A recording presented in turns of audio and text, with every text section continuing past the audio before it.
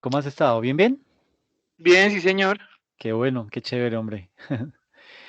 Bueno, yo creo que pues vamos a arrancar porque estas sesiones de aquí en adelante son largas, entonces toca aprovechar el máximo de tiempo, ¿listo? Entonces voy a compartir pantalla y damos inicio, ¿les parece?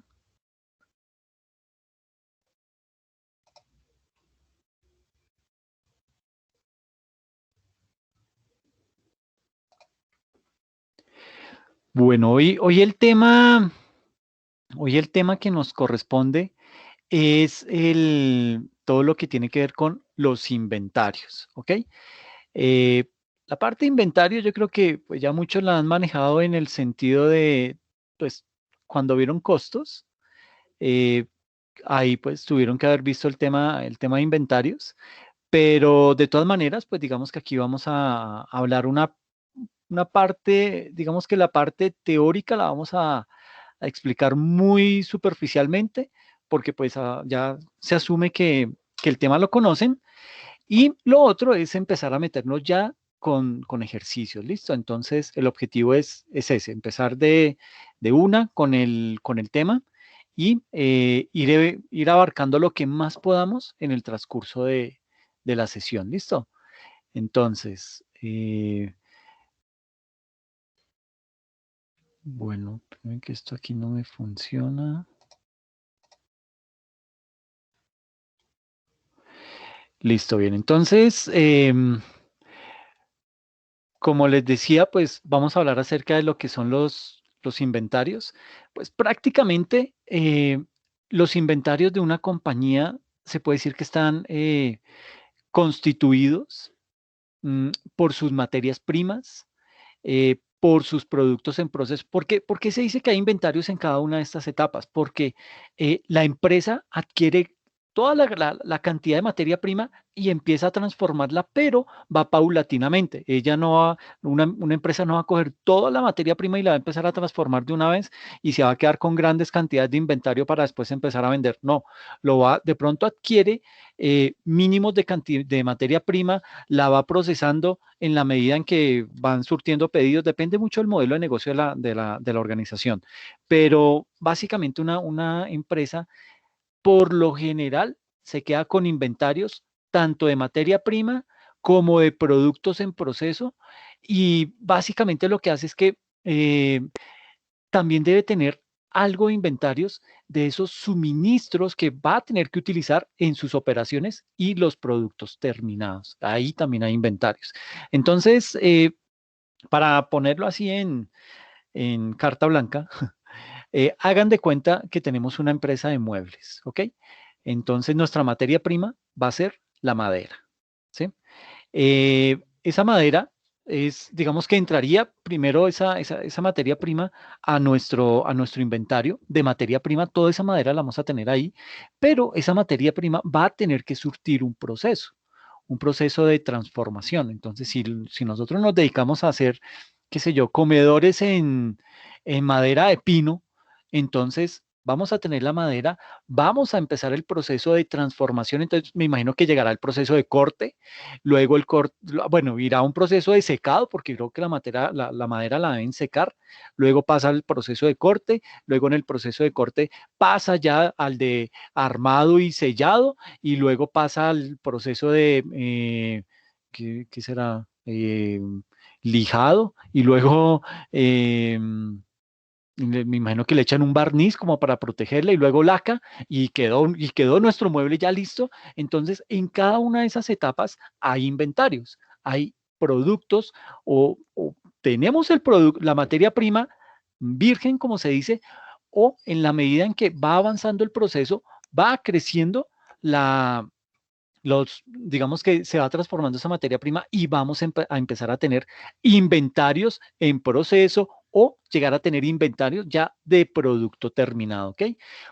Básicamente un inventario puede ser algo tan elemental como una botella de limpiador de vidrios empleada como parte del programa de mantenimiento de un edificio, o puede ser algo tan complejo como una combinación de materias primas y ¿cómo sería eso? Como unos subarmados, subensamblajes que forman parte de un proceso de manufactura. Entonces puede llegar a ser tan complejo el tema de inventarios como la compañía misma sea compleja en su organización, ¿ok?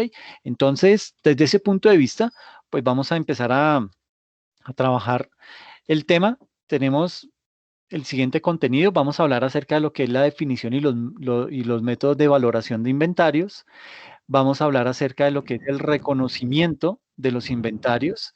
Y en última, vamos a hablar acerca de lo que es la medición de los inventarios. Vamos a hablar de lo que es el costo, el valor neto realizable y el deterioro. ¿Ok? Listo. Entonces, vamos a hablar de qué son los inventarios. Permítame un momento, por favor.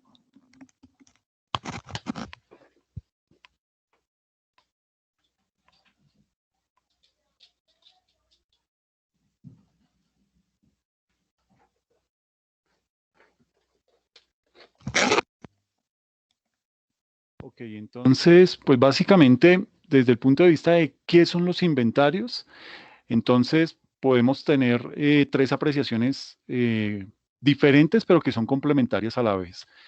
La primera es que los inventarios son activos, me prendo acá, son activos que se mantienen para la venta. ¿Ok? El segundo componente de esa definición es que los inventarios son activos que están en proceso de producción para la venta. Y la tercera es que los inventarios son activos que se encuentran en forma de materiales o suministros. ¿Ok? Eso prácticamente, pues, tal y como empezamos la introducción, cumple con esas tres etapas del ciclo de esos inventarios. ¿Ok? Ahora, desde el punto de vista de los costos, digamos que digamos que existen los tres elementos de los costos, que son la materia prima, lo que es la mano de obra y los costos indirectos de fabricación. Pues materia prima, básicamente, es a donde se nos va a ver afectado todo el tema de inventarios. La mano de obra, pues va a ser la mano de obra los operarios que se van a encargar de transformar esta materia prima, ¿ok? Entonces, la mano de obra me transforma esta materia prima y los costos indirectos de fabricación son esos otros costos que no hacen parte del material directo ni hacen parte de la mano de obra directa, pero que los voy a necesitar, son estas otras, llamémosle, esas otras arandelas del proceso de producción que se requieren para poder llegar a transformar el producto, esa materia prima. Por ejemplo, volviendo a nuestro caso de los muebles, de los comedores en pino, entonces la materia prima viene siendo la madera en pino, pero esa madera para que yo la pueda procesar, esa madera tiene que pasar por un proceso de secado. Y por lo general, esos procesos de secado son unos grandes hornos que requieren, digamos que cuando los prenden, eso empieza a generar calor y ahí van secando la materia. Entonces, un costo indirecto de fabricación viene siendo el gas natural que utilizo para encender ese horno y poder secar esa madera, ¿ok?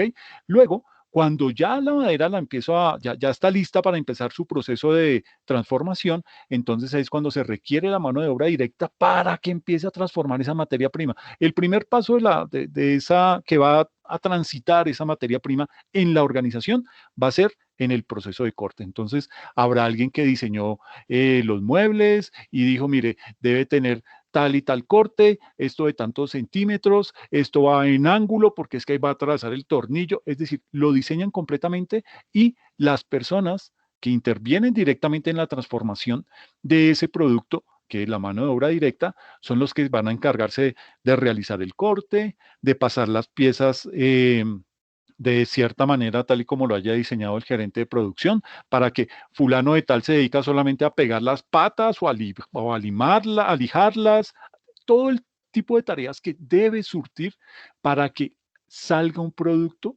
totalmente terminado. Pero aquí los costos indirectos de fabricación vienen siendo, por ejemplo, el gas natural que utilizo para encender ese horno, los arriendos en donde está funcionando la fábrica, ¿sí? Eh, qué sé yo, el servicio de agua, si es que necesito para algo en la materia prima, para la luz misma que necesito para encender las máquinas, para que me ayuden con el corte, para que me ayuden con el lijado de la madera, etcétera, etcétera. Entonces, esto es básicamente el tránsito que, que surte los inventarios dentro de un proceso de producción. Todo producto tiene materia prima, todo producto tiene mano de obra y tiene unos costos indirectos de fabricación. Y el costo de los inventarios comprenderá la suma de todos los costos derivados de su adquisición y de su transformación. ¿Ok? Entonces, vuelvo y les digo, vamos a tener proceso de materia prima. Digamos que vamos a tener un inventario de materia prima, vamos a tener un inventario llamémoslo en producto en proceso y vamos a tener un inventario ya de producto terminado. ¿Listo? Ahora, ¿cuáles son los métodos de valoración de inventarios? Vuelvo y digo, esto estoy simplemente haciendo un repaso porque en principio, pues mucho de esto ya lo vieron en costos, pero lo que de pronto no han visto en costos, pues lo consiguen en el material que está ahí publicado en la plataforma. ¿Listo?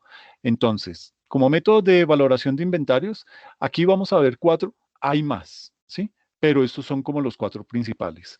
El primero es el método de valoración de inventarios específico. Luego tenemos el PEPS, que es de pronto el más utilizado.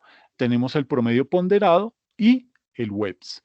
Vale la pena aclarar que este WEPS es uno de los métodos que se utilizó por allá hasta el 2013, 2014, pero ya después la norma, sobre todo cuando se implementaron las NIF, este método ya desaparece, ¿ok? Este método no se utiliza y no se utiliza por una sencilla razón, porque básicamente con este método lo que se hace es que se disminuye el ingreso y al disminuirse el ingreso se paga menos impuesto. Entonces, pues al gobierno no le sirve y pues lo que no le sirve lo quita. Entonces, básicamente este método ya no se utiliza. Lo nombro porque pues vale la pena hacer claridad que ese método ya no aplica en la contabilidad colombiana. ¿Listo? Entonces estamos hablando aquí de 3, pero hay más. Hay más métodos de valoración de inventarios. El específico, el PEPS y el promedio ponderado. Ahora, vamos a ver un ejercicio. Entonces, tenemos la siguiente situación. La empresa Intelecto S.A. realiza la importación de computadoras con los siguientes gastos. Tiene un precio de mercancía de 60.000 pesos, tiene unos seguros de 500 pesos, unos aranceles de 1.200, un transporte de 1.500, un IVA de 11.400 y unos gastos de importación de 500. Esto me da un total de 75.100. ¿Listo? Entonces lo que nos piden acá es determinar el precio unitario de las computadoras considerando que son 200 unidades y luego realizar los asientos contables correspondientes.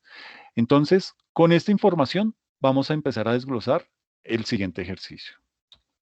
Entonces, la norma nos indica que todos los gastos en que se incurra hasta poner la mercancía disponible para la venta son parte del costo, menos los impuestos recuperables. ¿Ok?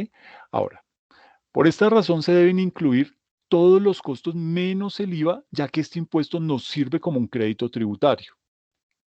Entonces, ¿cómo nos vendría quedando? Sería, si anteriormente teníamos dentro de los ítems el IVA, pues aquí lo vamos a tener que sacar porque ese no va a ser parte del costo de nuestros inventarios. Entonces tenemos que lo que hace parte de nuestro costo de inventario son el precio de la mercancía, que es de 60.000, los seguros, que son 500, los aranceles, que son 1.200, el transporte, que es 1.500, y los gastos de importación, 500. Esto lo sumo y me da 63.700, que varía respecto a lo que teníamos anteriormente. Teníamos 75.100, básicamente porque habíamos contemplado el IVA, ¿ok? Digamos que en esa sumatoria habíamos incluido estos 11.400. ¿Listo? Que son 75.100 menos 11.400, me da estos 63.700. Ese sería nuestro costo unitario y como nos dicen que son 200 unidades, entonces lo debemos dividir entre esas 200 unidades y nos da que el costo unitario es de 318,50. ¿Ok? Vuelvo y insisto, el tema del IVA. El IVA, por ser un impuesto recuperable en este proceso, pues digamos que no lo podemos contemplar dentro del costo porque ese se va a recuperar al momento en que se haga la venta. Entonces ahí ya ese no lo podemos incluir dentro de nuestro costo de inventarios. ¿Listo? Ahora, ¿cómo sería la contabilización de ese asiento? Tenemos entonces en primera instancia unas importaciones en tránsito por el valor, por nuestros 63.700, o sea, todo lo que nos cuesta la, el traer ese material, pero sin el IVA.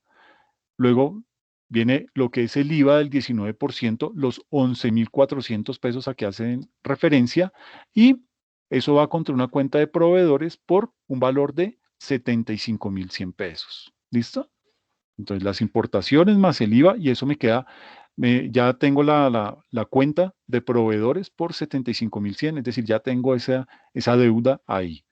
Luego, la transferencia de importación en tránsito a inventario. Entonces, es cuando ya se recibe esa importación. Entonces, tenemos los inventarios, que básicamente son computadoras. Uy, me quedó torcidísimo. Nuestras computadoras ya llegan, pero las vamos a registrar en nuestro inventario al valor neto sin el IVA, $63.700, y va contra unas importaciones en tránsito, es decir, esta cuenta que teníamos al inicio la cancelamos. ¿Y la cancelamos por qué? Porque pasó de estar en tránsito a ya haberla recibido en bodega. Entonces tenemos ya esos computadores en nuestra bodega, entonces procedemos a cancelar esa cuenta por los 63.700.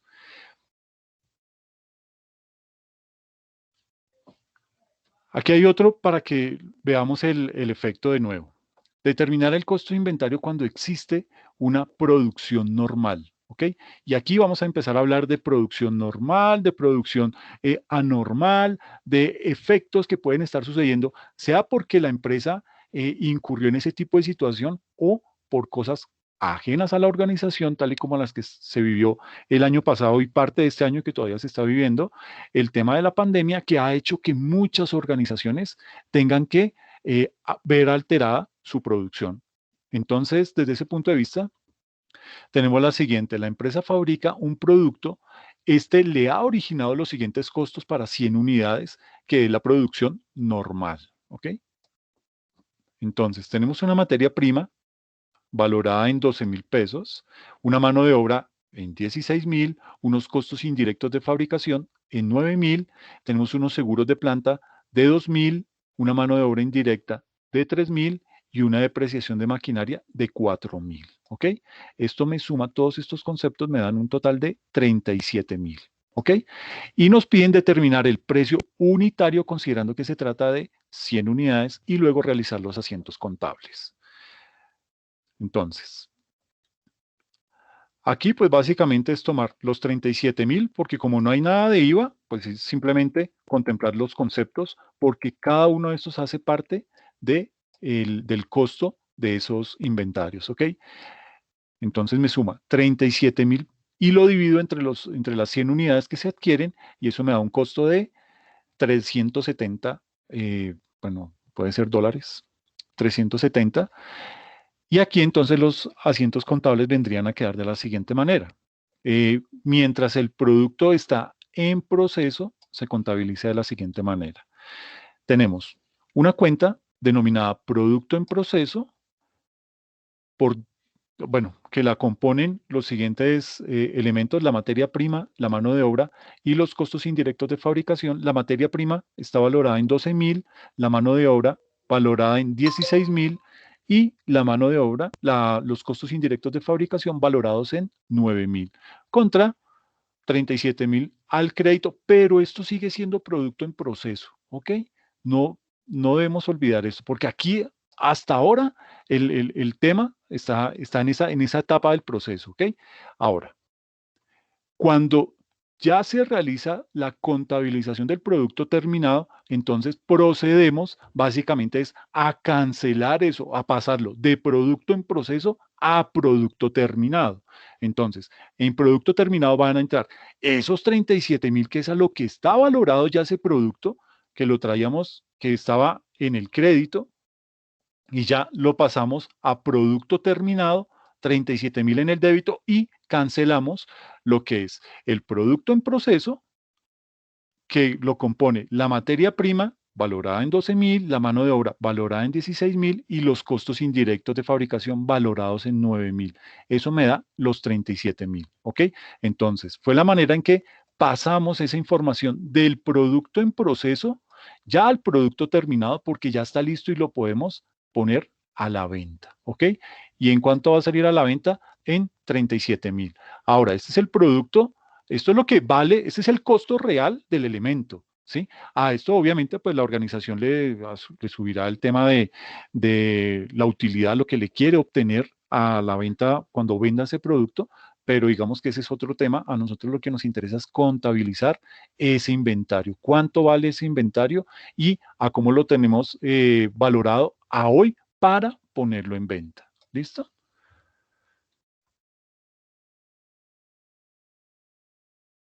Determinar el costo de inventario cuando existe una producción anormal, ¿ok? Entonces, en la producción normal no había problema, todo fluye de la misma manera que lo conocemos. Pero cuando es una producción anormal, tenemos que la empresa fabrica un producto con los costos para 50 unidades y la producción normal es de 100 unidades, pero apenas logró producir 50, ¿ok? Entonces, tenemos una materia prima de 6.000, una mano de obra de 8.000, costos indirectos de fabricación de 9.000, unos seguros de planta de 2.000, mano de obra indirecta 3.000 y depreciación de maquinaria 4.000. ¿Listo? Entonces, cuando se habla de producción anormal, bueno, digamos que aquí la norma indica que cuando no se ha alcanzado la producción normal, dependiendo del número de unidades producidas, una parte de los costos indirectos de fabricación, es decir, de esos CIF fijos, se distribuyen para el costo y otra debe cargarse al gasto. ¿Ok? ¿Cuál es la diferencia de eso? Que por tener una producción anormal, nos castigan a nosotros como empresa. ¿Por qué? Porque al tener esto acá dentro del gasto, pues digamos que si yo contemplo eso en el costo, entonces fácilmente lo voy a recuperar. Esa mitad de los costos indirectos de fabricación son recuperables. El otro 50% por irse al gasto no será recuperable, no será capitalizable. ¿Ok? En este caso, los costos indirectos de fabricación fijos ascienden a 9.000, ¿sí? Y como la producción normal es de 100 unidades y solo se lograron producir 50, entonces solamente vamos a reconocer el 50% de esas 100 unidades, que equivale 9.000 dividido 2, me da 4.500, y van al costo de esos 4.500 y la diferencia va al gasto. Entonces digamos que ahí ese costo nos lo están penalizando, ¿ok? Ahora. ¿Cómo quedaría? Entonces tenemos la materia prima, 6.000, no hay ningún inconveniente, esa no se ve afectada, la mano de obra 8.000 no se ve afectada, pero los costos indirectos de fabricación, sí. Los costos indirectos serían 4.500 que me lo componen los seguros de planta, la mano de obra indirecta y la depreciación de la maquinaria. Todo esto está al 50%, es decir, los seguros de planta los teníamos en 2.000, por estar al 50% solamente heredamos 1.000. La mano de obra directa estaba en 3.000, solamente heredamos 1.500 y la depreciación estaba en 4.000, solamente heredamos estos 2.000. La suma de esto me da 4.500, entonces ya puedo sumar y esto me da el total del costo de 18.500 y el costo unitario es de esos 18.500 dividido las 50 unidades, me da un costo de 370. ¿Ok? ¿Y cómo se contabiliza el tema? Entonces, tenemos que el costo, la contabilización del producto en proceso sería la siguiente. Tenemos el producto en proceso que lo conforma la materia prima, la mano de obra y los costos indirectos de fabricación, cada uno por el respectivo valor 6.000, 8.000 y los costos indirectos estaban en 9.000, pero como es una producción anormal y solo produjimos la mitad de lo que estaba acostumbrada la compañía a producir, pues aquí vamos a registrar solamente los 4.500, es decir, el 50% de los 9.000, contra esos 18.500 que los vamos a llevar al crédito para poderlo cancelar ahora cuando pasemos eso a, digamos, bueno, aquí hay algo importante y es que no me pueden quedar esos otros 4.500 en el aire, ¿ok? Si aquí estoy registrando solamente los costos indirectos de fabricación, el 50% porque fue una producción anormal y la norma me dice, usted solamente puede hacer uso del 50% de los costos indirectos de fabricación y eso tiene que, el saldo o lo que le quedó de remanente, lo tiene que llevar como un gasto. ¿Y cómo lo registra? Pues simplemente los gastos indirectos de fabricación fijos, va al débito los 4.500 contra otras cuentas varias de 4.500 pesos. Es la dinámica que se debe seguir para la realización de ese tipo de contabilizaciones. ¿Ok? Y ya pasarlo de producto en proceso al producto terminado, pues simplemente la misma operación que hicimos anteriormente. Entonces, a producto terminado va esos 18.500 y se cancela lo del producto en proceso, la materia prima de 6.000, la mano de obra de 8.000 y los costos indirectos de fabricación de 4.500. De esa manera quedó contabilizado, registré el gasto del 50% de los costos indirectos de fabricación, que por ser por tener la característica de producción anormal, pues la norma solamente me permite hacer uso del 50% de los costos indirectos de fabricación y el otro 50% lo debo llevar al gasto, ¿ok? Y luego ya lo podemos pasar como producto terminado. ¿Listo?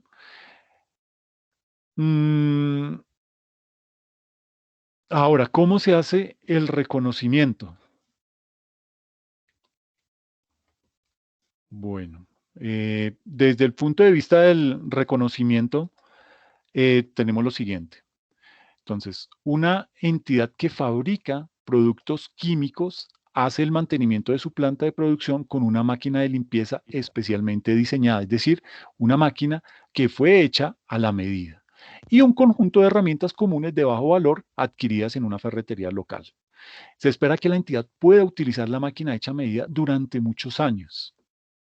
Está como raro el ejercicio, pero la pregunta es la siguiente. ¿Será que esa máquina, por ser utilizada en la planta de producción, puede ser considerada dentro de los inventarios? ¿Ustedes qué creen?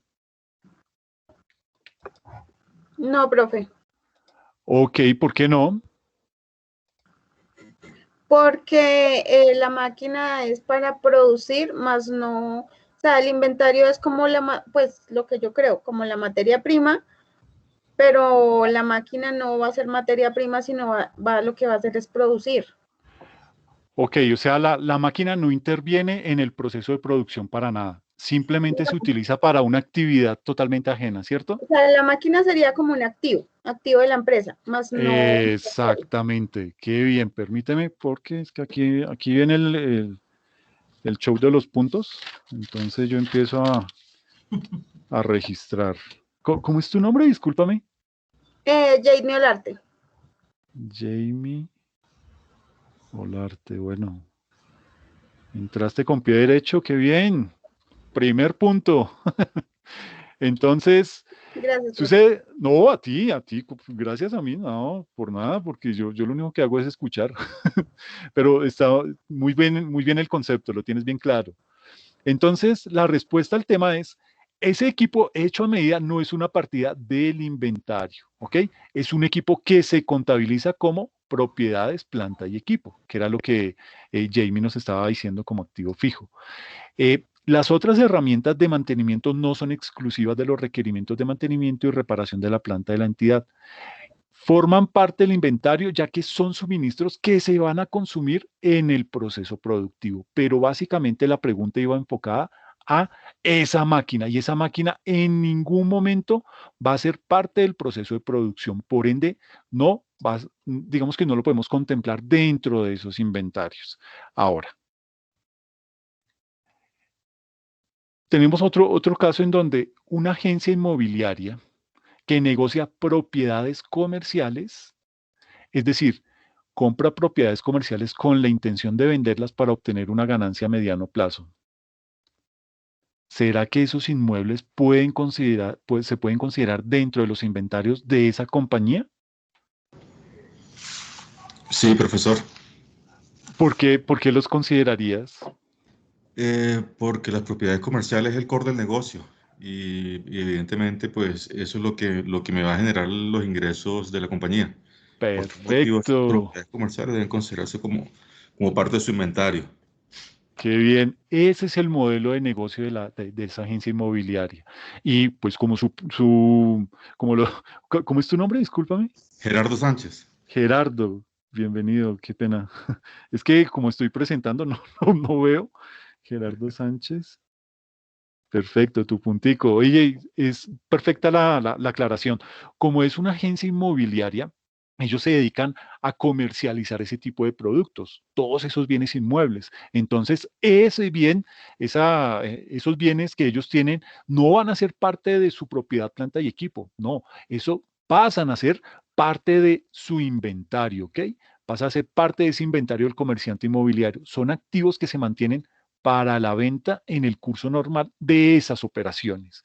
Y lo que les decía, esos activos no pasan a ser nunca propiedad, planta y equipo. ¿Por qué? Porque ellos simplemente los tienen es para comercializarlos.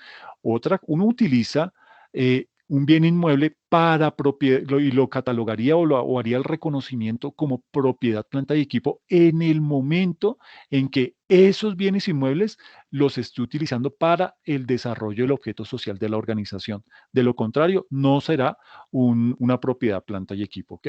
Aquí, como no está siendo utilizado para el desarrollo del objeto social del negocio y la empresa por su modelo de negocio se dedica a vender esas propiedades comerciales, esos bienes inmuebles, pues eso sí hace parte de su inventario, ¿ok?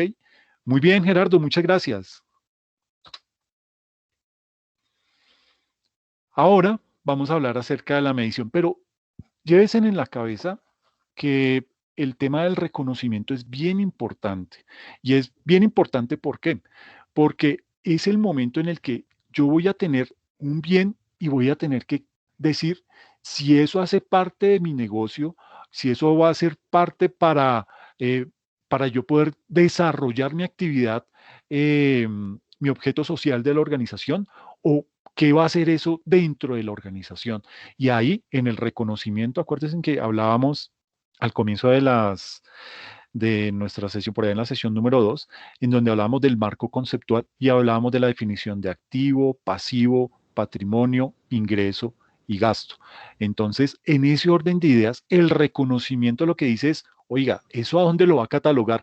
Pero no lo catalogue con los ojos cerrados, catalóguelo de acuerdo al modelo de negocio, de acuerdo a lo que usted se dedica, y cuando yo hago ese tipo de reconocimiento, voy a tener que digamos que no voy a echar una moneda al aire, ay, cayó sello, entonces eso va para inventarios y si cae en cara va para propiedad, planta y equipo. No, yo con base en ese modelo de negocio, yo lo ubico y hago ese reconocimiento dentro de mi parte contable, ¿ok?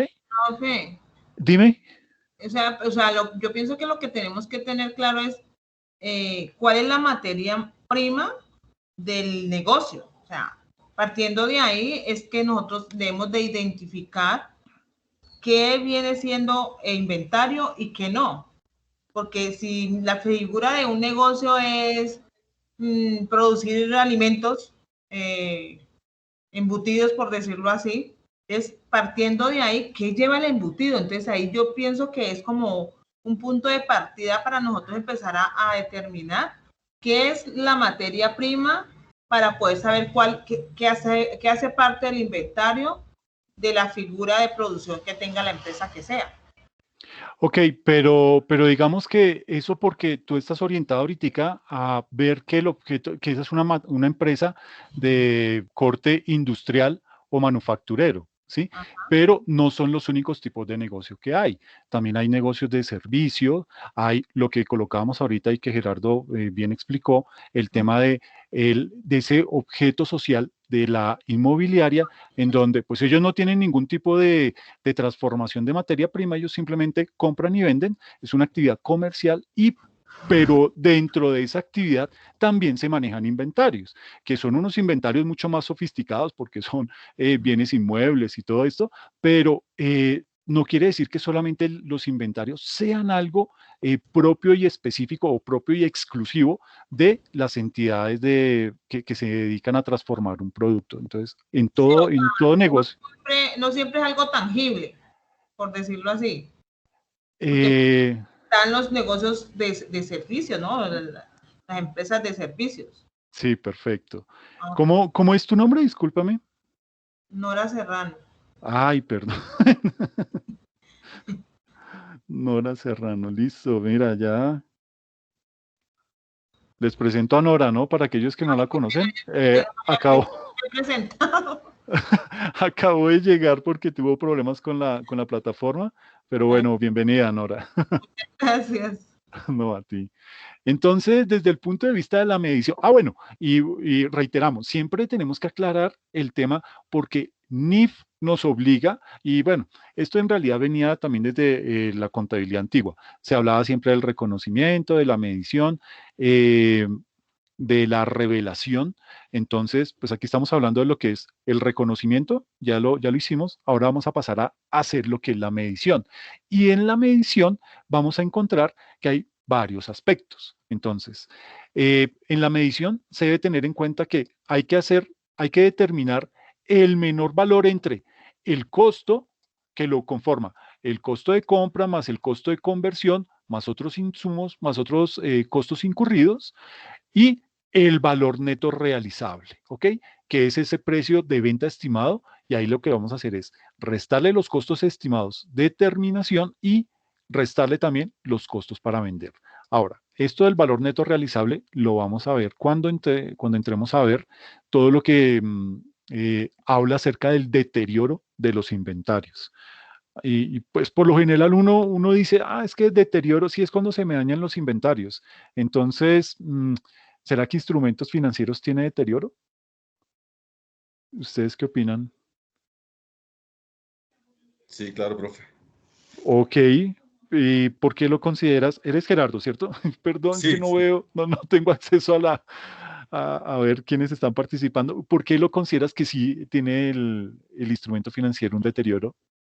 bueno, digamos un ejemplo, las acciones, por ejemplo, pueden estar tasadas por debajo del precio que lo compraste. Allí vas a tener, pues, evidentemente, un valor menor y por lo tanto hay que registrar ese deterioro.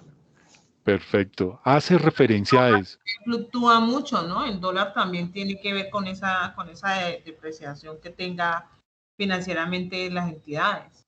Sí, exacto. Entonces hay que calcular el deterioro, pero uno el deterioro lo calcula es el valor que tengo en libros y miro cómo está el mercado. Ahí es cuando se empieza a hablar de este famoso valor neto realizable. Bueno, cuando digo el valor del mercado, muchos dirán, pero el valor del mercado es el valor razonable. Sí, pero también existe el valor neto realizable. Ese valor neto realizable es el que yo encuentro en el mercado a hoy. Y esto entonces, por ejemplo, es cuando yo estoy haciendo, bueno, hay dos momentos para hacer la medición. La medición inicial y la medición final. La medición final se hace al final de cada periodo. Si esto lo tengo que hacer siempre al final de cada periodo para valorar mis inventarios y decir, se me está deteriorando mucho el inventario. ¿Por qué? Porque lo que tengo valorado en libros en comparación a la materia prima como está hoy, está más barata en el mercado. Y ahí es cuando yo tengo que hacer ese asiento de ajuste y realizar o formalizar contablemente ese deterioro en mis libros. Entonces, pero esto lo vamos a ver al final, no se preocupen, pero es un tema bien interesante porque ahí es en donde uno empieza a decir, miércoles, yo tengo que poner a circular rápido todos los inventarios en la organización para que no vaya a entrar, no vaya a correr el riesgo de caer en deterioro. No es que eso sea malo. Profe, ¿sí? una pregunta. Dime. Es que yo estoy viendo, pues yo trabajo en un restaurante, ¿cierto? En el Sí. restaurante manejaban un inventario, pero el inventario lo hacían en un cuaderno cada 8 días y ellos pensaban que eso era hacer un inventario, ¿cierto? Sí. Yo lo empecé a hacer y lo hago cada 8 días. Lo empecé a hacer en un Excel, pero no le llevaba un costeo, pero lo empecé a hacer el costeado a principio de febrero, o sea, hice un inventario inicial de febrero y hice uno final, que es el de ahorita, el 1 de marzo. Pero un ejemplo, por lo menos en el caso tendría que coger el inventario inicial y simplemente lo que hago es sumarle las entradas de las verduras así, porque es que lo que pasa es que la verdura varía mucho en el precio. Sí. Entonces, cada que yo ingreso mercancía, lo que hago es actualizarla, el precio. Pero mi jefe me decía, cójame nada más el inventario inicial y me saca al final y ya, ese es el costeo. Pero yo le digo que no puede ser así porque yo tengo que tener en cuenta los valores de las otras entradas, así hayan variado los precios. ¿Estoy errada o es como él dice?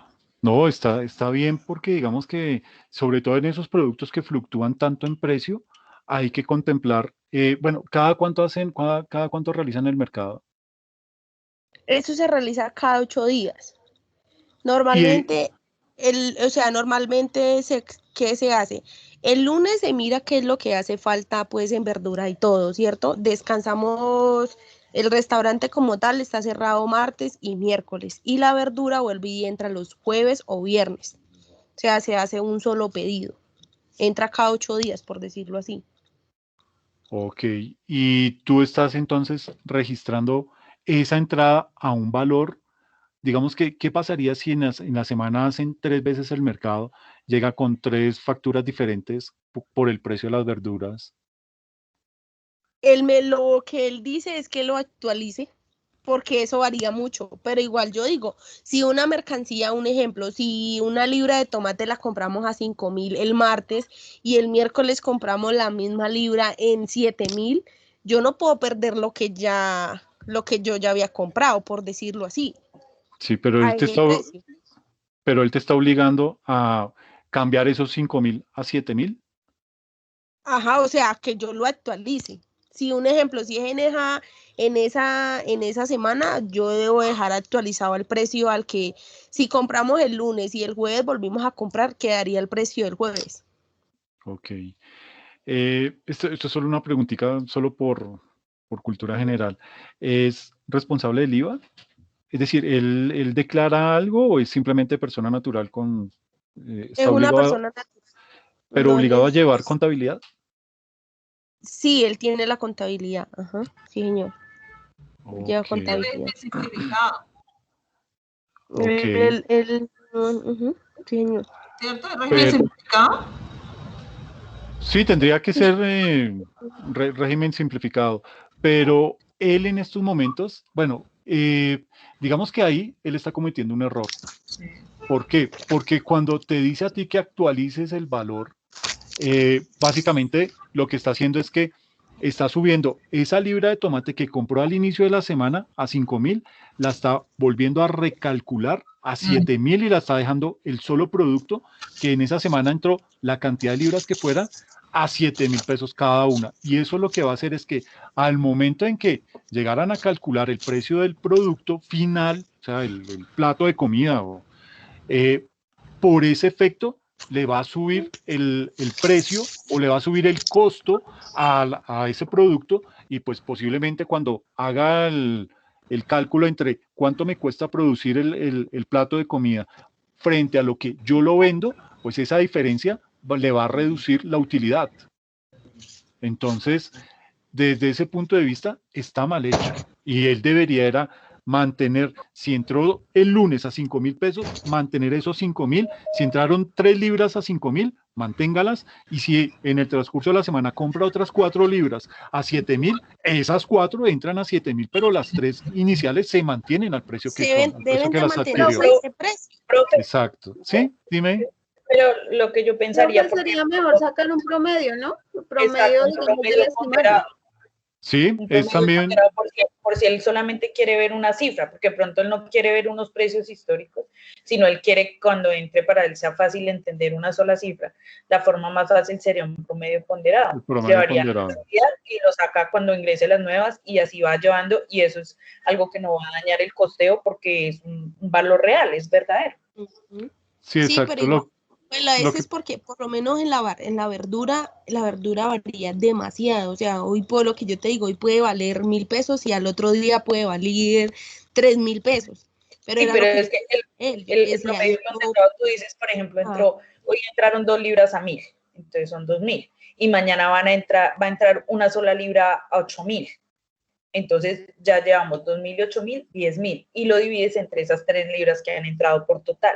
Y ese es el precio, o sea, no promediar entre un precio y el otro, o sea, no promediar entre 2.000 y 8.000, sino el total valor comprado sobre el total de cantidad sobre la comprada. cantidad, sobre la cantidad que esté. Exacto, entonces así sí te va a dar un precio real, un costo real para esas unidades que varían tantísimo. No, es que ¿qué? allá, incluso que hacer, o sea, empezar a trabajar allá para mí fue un reto, porque ellos, lo que yo les digo a ustedes, ellos simplemente ellos creían que hacer un inventario simplemente era hacerlo cada 8 días, escrito en un cuaderno, y a los 8 días volverlos a hacer. Y simplemente mirar ahí qué mercancía hacía falta y ya, no hacer nada más. Cuando yo fui allá a trabajar, yo le dije, venga, pero es que eso no lo pueden hacer así. O sea, no sirve de nada porque simplemente es una información que hay en un cuaderno y que no va a servir de nada porque usted no sabe si el restaurante le está dando, si en realidad es la mercancía que se está gastando o no. Sí, pues digamos que ahí frente a lo que dicen, lo del El costo valorarlo al, promedio. al promedio ponderado, es una buena alternativa. Yo, digamos que sí, por la calidad del producto, que es perecedero, yo utilizaría más bien PEPs, que es primeras en entrar, primeras en salir, con el objetivo de evitar que esos que compré se me vayan a deteriorar. Y esto obviamente hablando, y vuelve ahí el punto del modelo de negocio. No es lo mismo un restaurante que de pronto una gran cadena de restaurantes o los hoteles los restaurantes de los hoteles. Entonces, pues digamos que ahí puede llegar a variar. El promedio ponderado es una buena alternativa y en este caso, por el tamaño del negocio, pues puede aplicar fácilmente, pero yo procuraría más bien por el primeras en entrar, primeras en salir, el método PEPS. Pero vuelvo y digo, eso depende del tipo de negocio, qué tan grande es, qué tan complejo puede llegar a ser, y de esta forma, pues ahí ya uno busca cuál es la mejor solución. Pero en este punto, vuelvo y digo, por el tamaño del negocio y el objeto social que desarrolla, pues digamos que te puede servir bien el tema del promedio ponderado, pero no actualizar. Eso no es borrar el precio de los 5.000 del lunes y de la noche a la mañana lo actualizo todo a 7.000. No es sano eso, ¿ok? Y más aún porque contra qué lo va a soportar. Bueno, uno dirá, pero es que en las plazas de mercado no dan factura o, bueno, no sé cómo él legalice las compras de pronto. Ajá, no.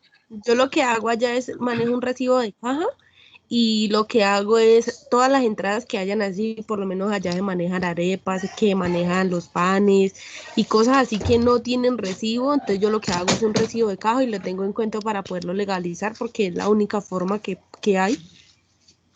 Sí. Sí, sí, vuelvo y digo, es el mismo tipo de negocio. Es que imagínense, esto pasa, esto pasa en las petroleras. Imagínense que cuando Pacific Rubiales, yo no sé si Pacific Rubiales todavía existe, creo que sí, pero cuando Pacific Rubiales estaba en su esplendor, esta gente le tenía que dar en efectivo a los ingenieros que se iban a revisar, a hacer revisión en terreno, les daban más o menos entre 50 y 80 millones en efectivo para que ellos fueran y cuando entren porque como esas tuberías en algunas ocasiones tienen que atravesar por espacios, por espacios privados, por fincas específicas. Entonces, para poder hacer la inspección y todo esto, ellos tenían que pagarle al dueño de la finca y decirle, mire, vamos a hacer una inspección o vamos a hacer una obra de mantenimiento, tenemos que romper, tenemos que sacar el tubo, reemplazar las piezas, volverlo a tapar. entonces, ¿cuánto nos cobra por permitirnos hacer eso? Ah, no, deme 5 millones, y tome 5 millones, y me firma aquí ellos llevaban un formatico, y ahí simplemente legalizaban, ellos le decían a eso legalizar, esos 5 millones que le daban a la persona porque les permitiera hacer ese tipo de actividades. Vuelvo y digo, eso es muy común en algunos sectores. En el sector extractivista, pues pasa eso con mucha frecuencia, porque no es solamente, uno dirá, ah, no, eso solamente se dedican a sacar petróleo, sí, pero ¿cómo lo transportan de un lado a otro? Obviamente tienen que crear una serie de ductos, que es por donde ellos transitan con todo ese petróleo. Muchos de esos terrenos por donde tienen que pasar esos ductos no son del Estado, son de entes privados, y ahí es en donde tienen que entrar a comercializar. Y si se rompe algo o tienen que hacer algún tipo de arreglo en un terreno de estos privados, y aquí hay que le digan, no, es que como yo necesito la factura electrónica, entonces, señor, si no está legalizado, entonces vaya, legalícese, y luego envíeme la factura electrónica, y ahí sí yo le pago, y para que yo pueda entrar a romper. Pues fácilmente yo le digo, a mí no me importa eso, yo no voy a hacer esa vuelta. Entonces, estas personas tienen que hacer ese tipo de cosas, son grandes cantidades de dinero y obviamente, pues de ahí en adelante ustedes se podrán imaginar lo que puede llegar a ser el ingeniero. Puede decir, sí, fírmeme acá, le doy, fírmeme acá, o que le di 8 y simplemente me cobra 5, mire, le doy 6 y yo me gano 2 de entrada. Y De eso, todo, gana 40 él. imagínate, ese es el principio de la corrupción. Entonces, ese tipo, si eso pasa en las grandes empresas, pues imaginen lo que puede pasar en una de menor tamaño. Entonces, sí, pero digamos que en este caso, trata de implementar el mejor método, tal y como lo dicen tus compañeras. Uno que te puede llegar a servir bastante es el promedio ponderado, ¿ok? Profe, Dime. referente a ese tema, lo que pasa es que yo lo que puedo notar es que las empresas, entre más puedan evadir impuestos, pues lo hacen. O sea, porque no es posible que una empresa que ya esté generando factura electrónica todavía le esté dando facturas manuales a la gente, como si todavía fueran de régimen simplificado. Obviamente, pues ellos, cuanta venta hagan, pues si la hacen con su factura electrónica, pues tienen que pagar impuestos, obviamente. Pero pues lo que yo nunca he podido entender es por qué si ya están en ese régimen común, donde pueden incrementarle al producto en cierta forma, ¿por qué no lo hacen? Entonces, siempre he tenido como esa inquietud de saber por qué evaden algo que ellos dentro del producto pueden, por decirlo así, sacarlo. No puedo entender ¿por qué manejan esa situación así? No puedo entender. Sí, digamos que ahí entran muchos factores a relucir, pero digamos que ustedes después de esta materia van a entrar a otra que se llama, una materia que es muy chévere, se llama planeación tributaria, y no digo que sea muy chévere porque yo la dicto, sino que el tema es muy apasionante. ¿Por qué? Porque ahí es donde uno empieza a mirar, es que si yo soy una empresa que importa productos, yo puedo más bien, los traigo de China, y si los traigo aquí a Colombia, me va a salir más caro. Entonces de pronto es mejor que ellos tengan una sucursal de la empresa en Panamá, o en las Bahamas, o en Jamaica, en el país que sea, y allá legalizar ese producto para luego pasarlo a Colombia. Digamos que esas actividades transnacionales, en principio, toda empresa que realice esa actividad transnacional, uno dice, es que este man está haciendo eso es porque está haciendo planeación tributaria. Y cuando se habla de planeación tributaria, uno lo que está diciendo es, bueno, es que él está buscando la mejor manera de pagar un impuesto justo, ¿ok? No evadir, no eludir, sino optimizar ese impuesto que él tiene que pagar. Y para eso, pues existe una serie de estrategias que, en la medida de lo posible, cuando se aplican bien, funcionan a la perfección. Y no corro el riesgo de caer en temas de evasión, que eso es penal, eso es un delito, y por el cual digamos que puede llevar a temas de cárcel al representante legal de la organización. Entonces, digamos que en ese... De minorar costos, ¿no? Porque igual, por ejemplo, en el caso de los chinos, ellos tienen un sistema que me parece muy interesante, que es el hecho de, por decir, cogen esos barcos pesqueros que cogen atún y de aquí a que lleguen a la costa, ellos ya la van empacando, o sea, ya llegan con el producto envasado, por decirlo así. Entonces, esa es la forma como es que ellos, los chinos, son, ese gane-gane de ellos no es tan gane-gane, porque pues, ellos, sí, ese cuentico de que gane-gane que los chinos, no, eso no es tan gane-gane porque es que ellos son muy astutos, yo siempre digo, ellos no dan puntadas sin dedal, ellos a todos le sacan partida y doble. Entonces, la forma por decir algo, de ir a empacar un producto en otro país que no sea Colombia es porque puede ser que haya la mano de obra más barata, ¿sí? Los insumos los consiguen allá más baratos, entonces pueden hacer eso y acá, al entrar acá al país, obviamente ya se han minorado costos para ellos, pues en la producción o en el empaque de algún producto, por decirlo así. Sí, exacto, pero digamos que eso no solamente se ve con China, sino que también ahí hay otros países. O sea, tan es así que las organizaciones hoy juegan tienen como política, dicen, vamos a producir en China y uno más. ¿Qué es ese otro más? Ese otro más puede ser Vietnam, ese otro más puede ser Tailandia, y sobre todo lo que es esa parte del sudeste asiático es la que hoy en día se está desarrollando a grandes pasos, precisamente porque vieron que están tratando de imitar a China y en ese orden de ideas a ellos ya les está empezando a ir bien. Por eso se habla de todos esos países emergentes del sudeste asiático que hoy en día son los que están muchísimo mejor que el resto. ¿Ok? Pero sí, China es un caso espectacular para analizarlo. Obviamente, pues no lo analizaremos en este espacio, pero es muy chévere tratarlo porque empieza uno a darse cuenta de todas las triquiñuelas que ellos utilizan para poder sacar adelante su economía. Y pues son cosas que uno de pronto dirá, uy, pero ¿cómo pueden hacer eso? Pero en realidad, pues son actividades que a la larga las grandes potencias hacen, ¿sí? Solo que estamos acostumbrados a que, pues es que es Estados Unidos, sí, uno agacha la cabeza y como que deja que eso pase. Pero cuando ya ve que un China se está metiendo y dice, uy, pero esos chinos de dónde y por qué, ¿sí? Pero son actividades que todo el mundo realiza, que todo el mundo no, que los países más industrializados se aprovechan y usan eso.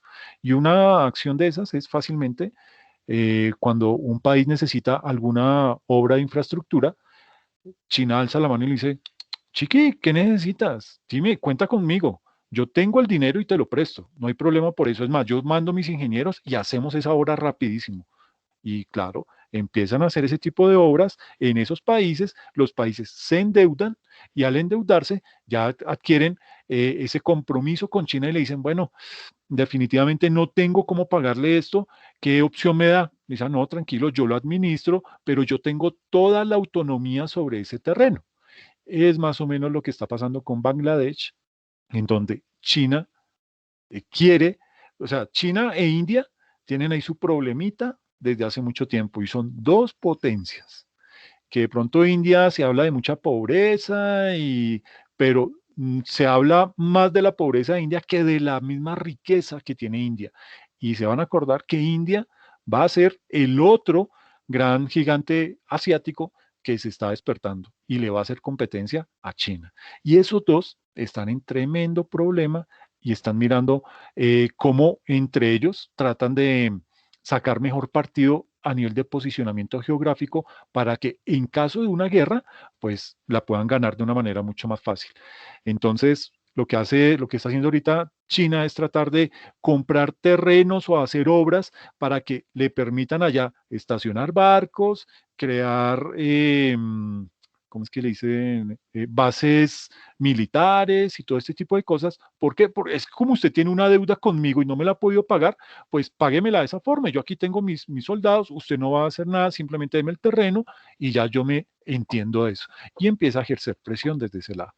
Y vuelvo y digo, esto lo ha venido haciendo Estados Unidos desde hace muchísimo tiempo, solo que ahorita, porque lo hace China, entonces nos erizamos, pero no, básicamente es eso. Quería hacer una preguntita, ¿quiénes son las niñas que participaron ahorita?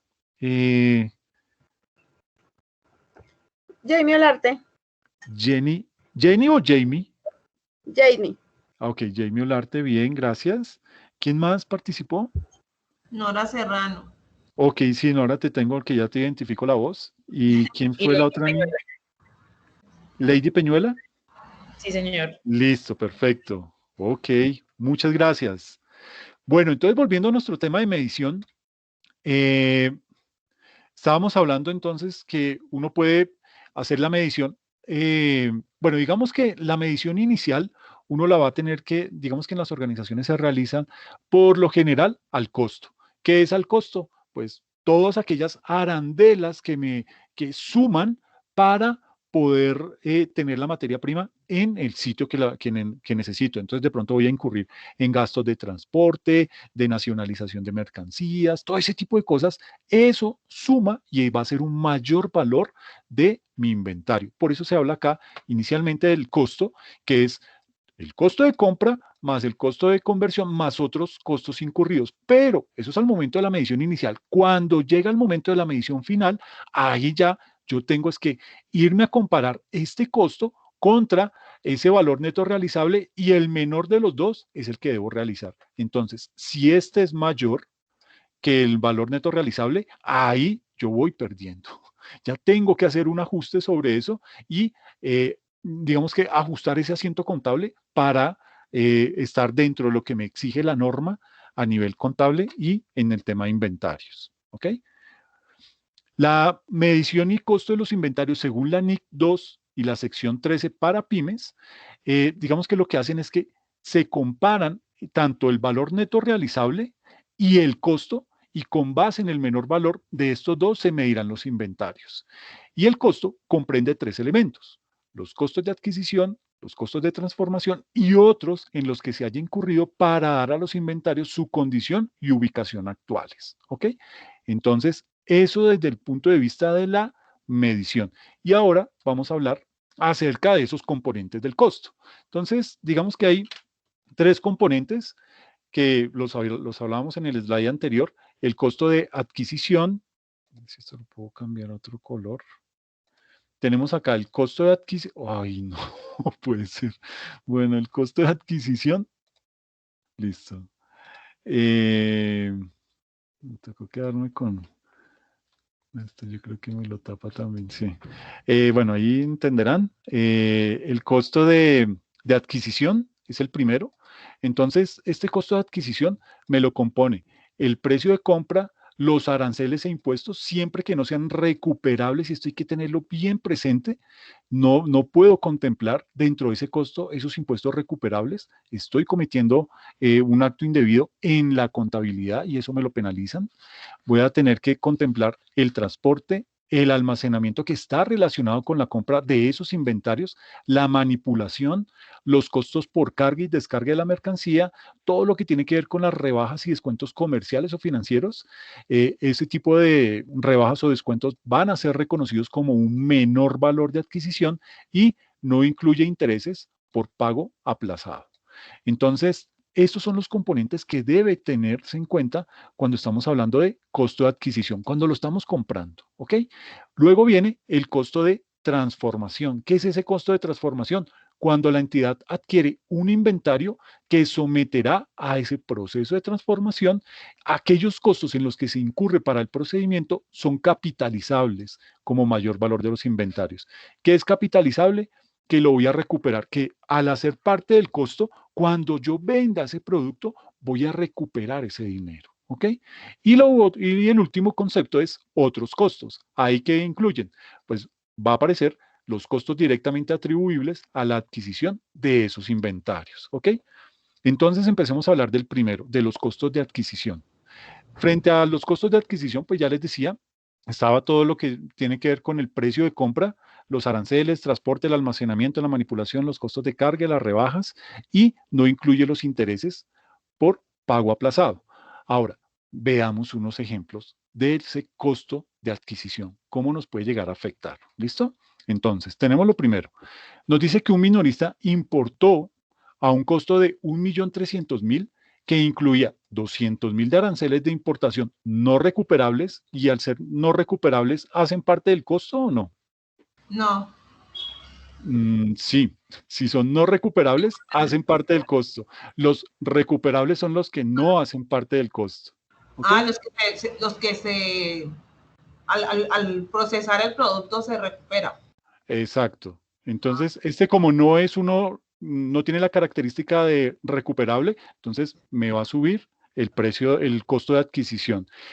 Entonces tenemos 1.300.000 a como lo compramos, 200.000 por aranceles no recuperables y 100.000 de impuestos indirectos recuperables. O sea que estos no los debo contemplar. ¿Listo? Los riesgos y las ventajas de la propiedad de los bienes importados se transfirieron al minorista cuando retiró los bienes del almacén del puerto. El minorista debió pagar los bienes en el momento de retirarlos. Incurrió en unos gastos de 50.000 pesos para transportar los bienes a su establecimiento de venta al por menor y otro de 20.000 pesos para entregarlos a su cliente. Al vender los bienes, incurrió en otros costos por 30.000 pesos. ¿Listo? Esas son las características del ejercicio. Entonces, empezamos a ordenar las cifras como para que esto tenga sentido. Entonces, costo de los bienes es lo primero que tenemos que hacer. Tenemos que son 1.300.000, lo que nos costó ese fue el valor de la compra, menos 300.000, que incluía lo que tiene que ver los impuestos. Entonces, me dice acá que son 300.000 de aranceles de importación no recuperables y 100.000 de los impuestos indirectos recuperables. Luego tenemos lo que son los aranceles no recuperables de 200.000 pesos, los impuestos indirectos recuperables, que son de 100.000, los gastos de transporte de mercancías por un valor de 50.000, los gastos de transporte de mercancías al cliente por 20.000 y tenemos unos costos de ventas por 30.000. Al tener ya estos montos, lo que podemos hacer es lo siguiente. Entonces, el costo de adquisición es de 1.250.000 y resulta de sumar los siguientes ítems. Tenemos los costos de los bienes, que es 1.000.000, más los aranceles no recuperables de 200.000, más los gastos de transporte de mercancías al establecimiento por 50.000. ¿Ok? Los otros, ¿por qué no los contemplo? No. Estoy contemplando el costo de los bienes, los aranceles no recuperables, los impuestos indirectos recuperables no los debo contemplar porque la norma me dice que con esos impuestos esos no me pueden inflar el valor de mis inventarios. El gasto de transporte de mercancías al establecimiento lo debo contemplar. Los gastos de transporte de mercancías al cliente no, eso ya hasta, digamos que el hecho del transporte cubre únicamente hasta el sitio inicial digamos que al sitio de entrega del cliente, del establecimiento, y ya eso es, ¿perdona? Del proveedor, ahí serían los gastos, ese transporte solamente del proveedor al almacén y ya de ahí para allá el cliente lo asumiría. Pues básicamente lo que nos dice aquí el ejercicio es que el cliente, o sea, la persona que compró estos inventarios, incurrió en un gasto de 50.000 para transportar los bienes a su establecimiento. Pero nos dice más adelante que hay otros gastos de 20.000 pesos que fue llevarle para entregarle a un cliente, incurrió en esos gastos de 20.000. Estos gastos no entran dentro del costo de esos inventarios, ¿ok? Esto no hace parte, ¿listo?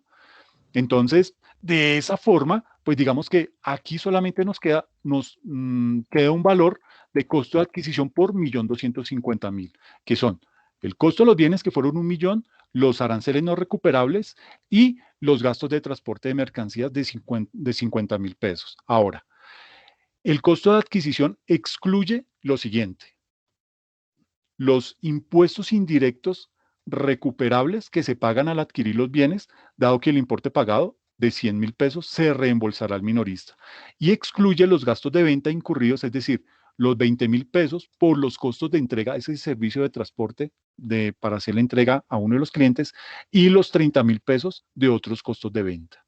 O sea, solamente hay como costo de adquisición, voy a tener ese 1.250.000. ¿Listo? Ahora, veamos otro ejemplo.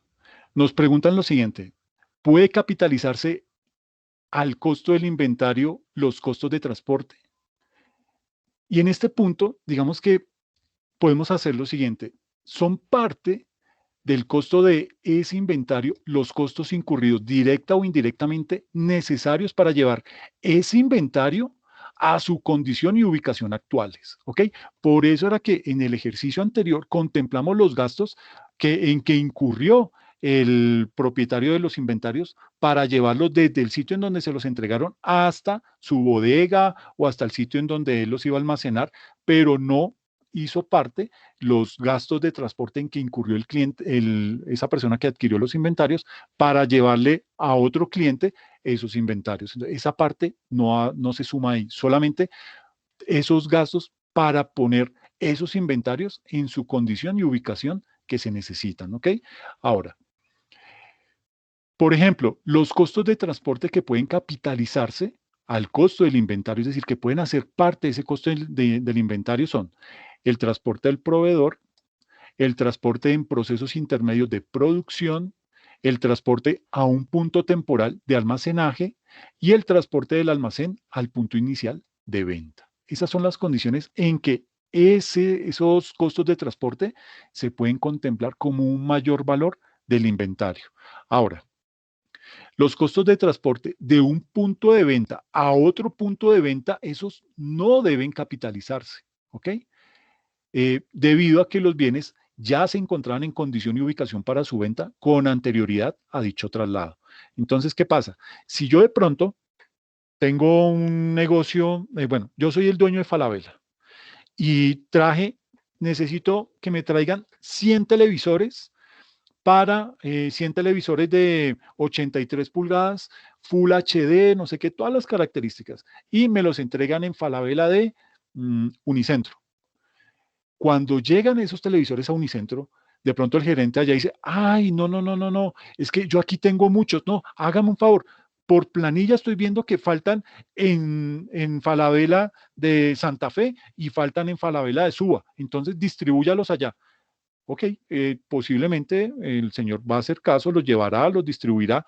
Si es una persona ajena la que me está haciendo ese transporte, pues obviamente yo como empresa le voy a tener que desembolsar eso y debido a que me tocó hacer más recorridos y todo eso, pues obviamente me va a cobrar más, pero no importa, yo se los voy a pagar, pero esos valores yo no se los puedo incrementar a mis inventarios. A esos televisores yo no le puedo cargar los gastos adicionales de transporte porque él me los tenía que dejar únicamente en Unicentro. Y al salirse ya de ese escenario, ya ahí se rompe esa cadena y todo lo que pase de ahí en adelante, todos esos gastos en que se incurran son meramente gastos, no pueden ser contemplados como costos. Entonces, no los puedo hacer, eso no me va a incrementar el costo de mis inventarios, ¿ok? Entonces, como para tenerlo en cuenta ahí. Un gasto adicional, ¿cierto? Por Perdona, decirlo así. no te Como escuché, un gasto disculpa. adicional del costo.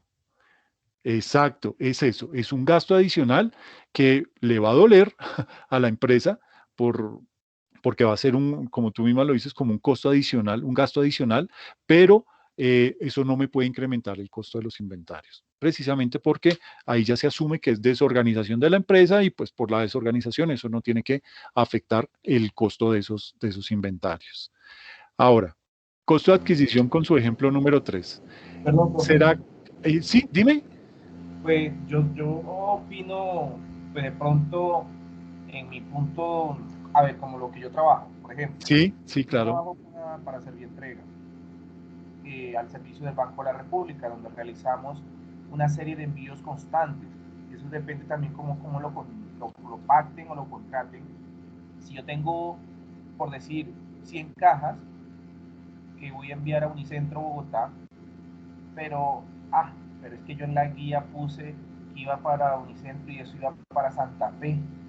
Entonces yo me comunico con el proveedor, con el cliente, en este caso con Servientrega. Háganme un favor, no me la lleven allá. Pero ya estamos acá, la vamos a llevar a bodega. No importa, llévenla a la hora Santa Fe. Y eso no me incurre, en este caso, con el contrato que está, no incurre ningún gasto adicional. Entonces de pronto hay que también tener en cuenta el tipo de contrato o convenio que se tenga con ese tercero, ¿no? Ok, ese es un muy buen punto. Qué buen apunte. ¿Cómo es tu nombre? Discúlpame.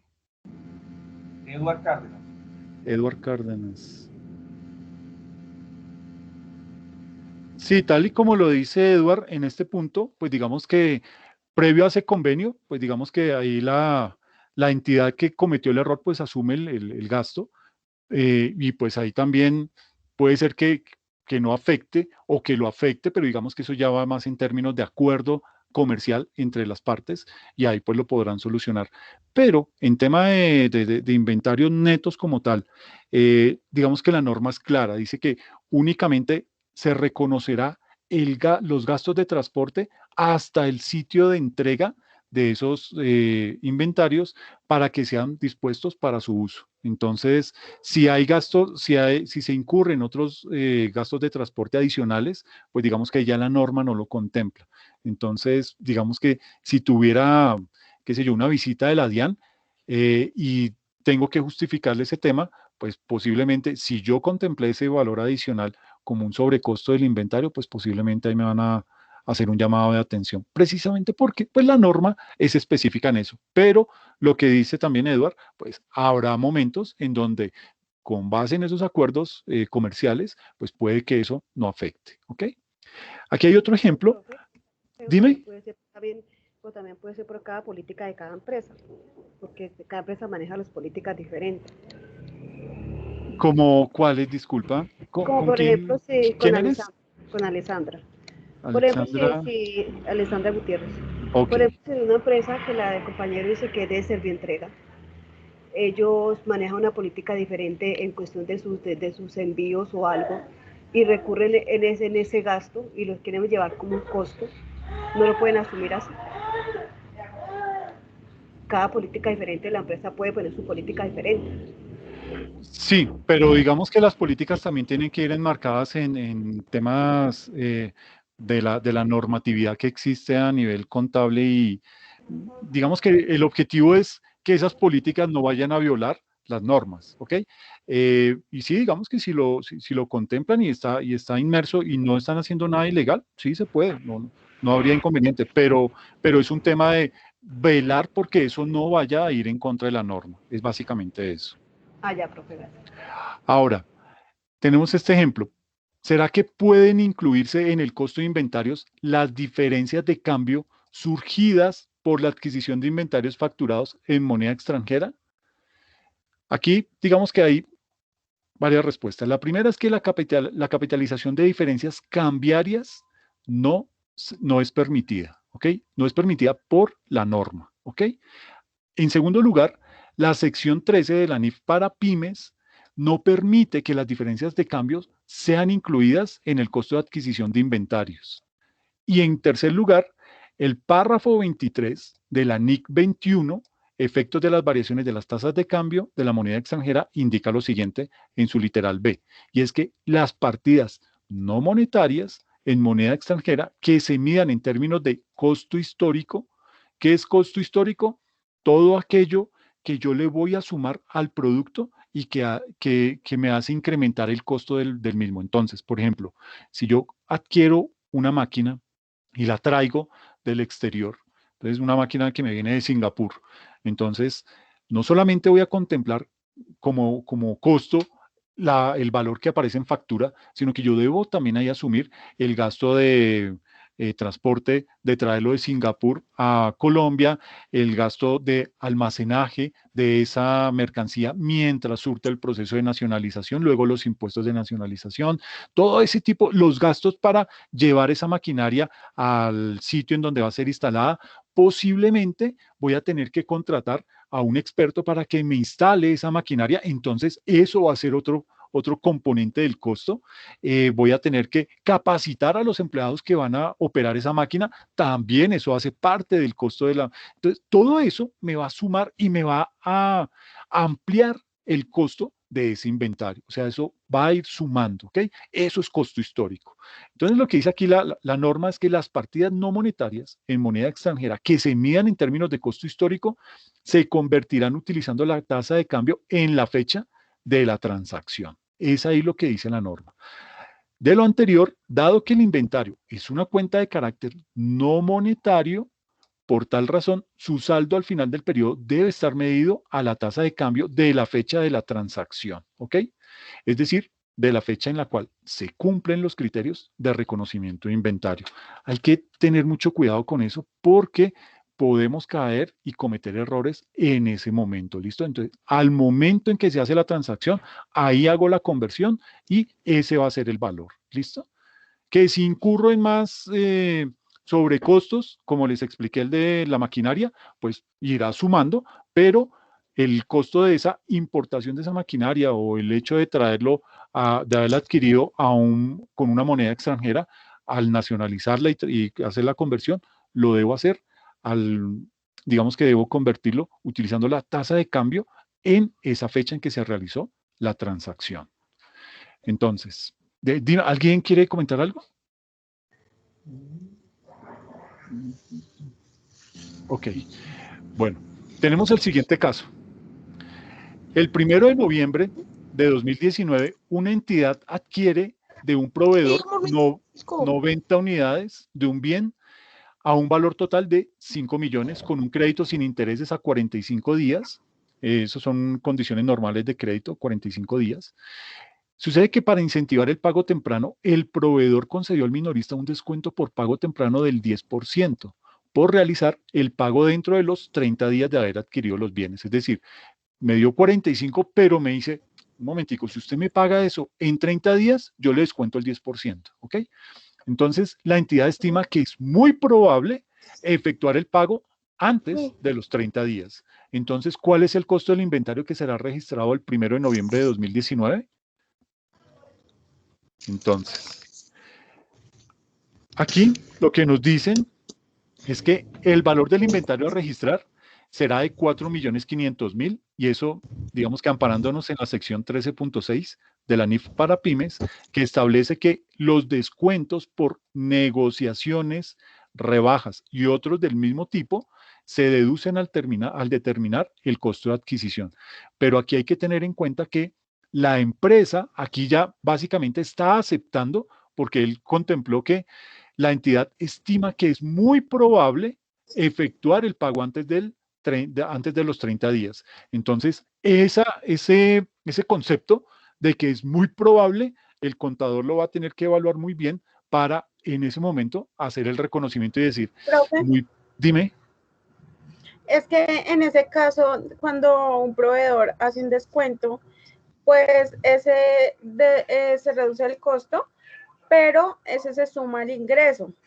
O sea, es como si es como un ingreso que se tiene en cuenta, digamos, para pagar los impuestos.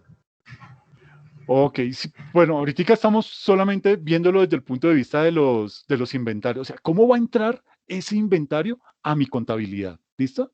Por ahora estamos ahí. Entonces, esos 5 millones, cuando la empresa decide que es muy probable que el pago se realice antes de los 30 días, entonces el contador ahí va a tener que tomar la decisión de qué tanta credibilidad o con base en qué va a decir, ok, voy a registrar eso. No en 5 millones, que es como me lo están vendiendo, ¿sí? Con un pago a 45 días o a 4.500.000, asumiendo que la empresa sí va a realizar el pago antes de los 30 días, ¿ok? Entonces, digamos que en este caso, la norma le permite a la empresa, digamos que hacer uso de esos descuentos y eso, digamos que va a ser va a ser un deducible en el costo de adquisición de ese bien. ¿Listo? Ahora. Profe, pero una pregunta. Sí. Si por decir la mercancía valía 5 millones de pesos y pasó a costar 4.500.000, pues por el descuento, ¿cierto? Sí. Esos 500.000 pesos, por decirlo así, que se le descuentan, lo tendrían que tener en cuenta para el valor unitario o el costeo de cada producto, porque igual manejan un valor diferente, ¿no? Pero, o sea, tú dices no que... afectaría nada. O sea, no tiene nada que ver. Tú dices que deberíamos, independientemente del descuento, seguir manejando ese inventario por los 5 millones al interior de la organización. Pues pienso que debería de ser así, porque si no, o se les contaría, por decir, esos 5.000 pesos se dividirían en, un ejemplo, si son 10 máquinas, entonces se dividiría en esas 10 máquinas. ¿O cómo se haría? No, aquí digamos que la norma es clara en ese aspecto y dice que todos esos descuentos por negociaciones, rebajas y otros del mismo tipo, se deducen si digamos que se descuentan al determinar el costo de adquisición. Es decir, si yo adquiero la mercancía en 5 millones, o sea, la estoy negociando en 5 millones, pero veo que puedo pagar un poco menos, pues ya es mi decisión como empresario decir si me acojo o no a ese descuento. Si me acojo, no significa que ese inventario va a entrar en 5 millones, no, porque yo en realidad en la factura viene estipulado que si pago antes de los 30 días, voy a asumir ese descuento de los 500.000 pesos. Entonces, digamos que eso no tiene presentación o no tendría justificación el decir que esos inventarios entraron en 5 millones y, y el descuento que me hicieron se quedó perdido porque no lo registré, porque quise seguir valorándolo, esos inventarios a 5 millones. No, la norma es específica ahí. ¿Por qué? Porque al momento en que yo estoy, como lo estoy haciendo mediante el costo de adquisición, ahí estoy contemplando que todos esos descuentos yo los debo reflejar en mi contabilidad y solamente va a entrar, voy a medir a ese valor inicial, ese inventario, por el monto deduciéndole, por el monto de adquisición, deduciéndole esos descuentos, ¿ok? No puedes meter esos 5 millones como tal, como medición inicial de esos inventarios, porque en realidad los adquiriste en 4,5 millones. No, y pues, como dice el cuento, moralmente tampoco lo haría uno, ¿no? Profe. Usted tiene principios, usted no va a hacer algo así sabiendo que a usted le están haciendo un descuento sobre algo que usted acaba de adquirir. Que obviamente, o sea, el otro punto de vista es que si lo incluye por los 5 millones, tampoco me va a servir mucho, porque acuérdense que ahí también está la parte de los impuestos. Entonces ahí como que hay que mirar, porque si me están rebajando, pues mejor claro, ajá, exacto. Si le rebaja, le va de todas formas en otras cosas. Claro, sí. O sea, al yo asumir la rebaja, pues me va a beneficiar no solamente en el momento por el dinero que no voy a tener que pagar, sino que también los impuestos a mí se me van a minorar. Los impuestos le van a mermar mucho. Yo voy a clavar el cuchillo y decir, no, pues yo lo voy a registrar por los 5 millones cuando yo voy a, no, pues obvio, ¿no? Okay. Claro. No, está bien. ¿Quién fue la niña que puso el ejemplo? Luz Davy, profe. Luz Davy, ok. Qué pena. Vuelvo y les digo, es que no estoy viendo la pantalla. Luz Davy, ¿cómo es tu apellido? Suárez. Suárez, muchas gracias. Una pregunta. Dime. En el caso de la empresa para donde yo trabajo, cuando llega la factura, se registra por los 5 millones, como en el ejemplo que estamos haciendo. En su momento se registra por 5 millones, pero cuando se hace el pago, como se hace el pago anticipado, lo registramos por otro documento que es una nota que entraría a descontar en el valor de inventarios y pues movería el valor de la caja. ¿Así estaría bien? Está perfecto. Ese es el deber ser. Así es como se debe manejar. Y eso debe estar estipulado en la política contable de la empresa. Sí, señor. Eso está Entonces, no, eso está muy bien. ¿Cómo es tu nombre?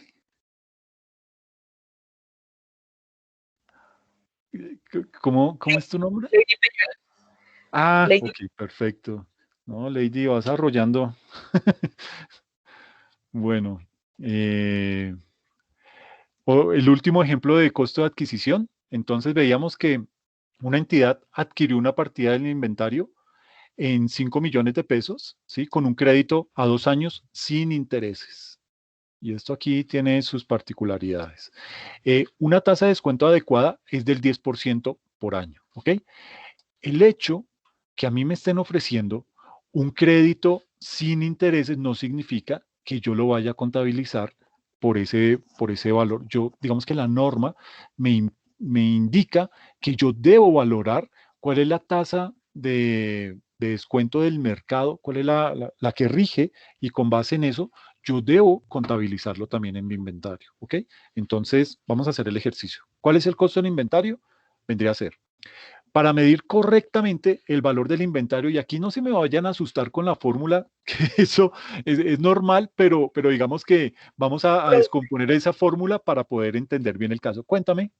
Yo no veo la diapositiva, ¿ya la pasaste? Sí. Ay, hijo de mi chica. Dice costo de adquisición, ejemplo 5. No, yo tampoco la veo, profe. 4. La 4. Miércoles, perdón. Voy a salirme y vuelvo y Espérenme un momentico. Es que se frizó la pantalla. Permítame. A ver. Aquí ¿están viendo el ejemplo 4?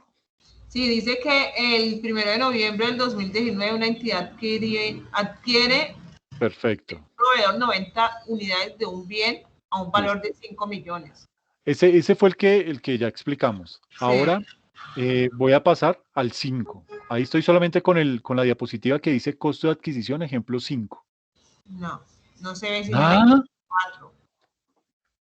Pues yo veo el 4, no sé si los compañeros ven el 5. Ahí pegado, profe, sí, yo también veo el ¿Pegado? número. Ay, joder, mi chica, espérenme un momentico porque esto No nunca me quiere había que nos pasado. explique punto 5, profe. Discúlpeme. Usted lo asustó al computador. No, permítame. Ya lo arreglo. Que esto no nos queda grande. No pagan intereses, cualquiera asusta. Yo quiero una de esas. Bueno, ahora sí lo deben estar viendo. Si No, esto está poseído. Todavía a las 4 miércoles. No se ve, ahorita no sé, yo estoy viendo NR. Ah, mi nombre. Ya no se ve ni la 4. No se ve nada, profe. Ay, mi chica, espéreme. En la mía estoy viendo mi sigla de nombre. Ahora ya vio. Ok, listo, no. Compartí la que no era, discúlpenme. Ya comparto. Está enamorado, profe. No, pero ¿cómo van a decir eso, por Dios? Bueno,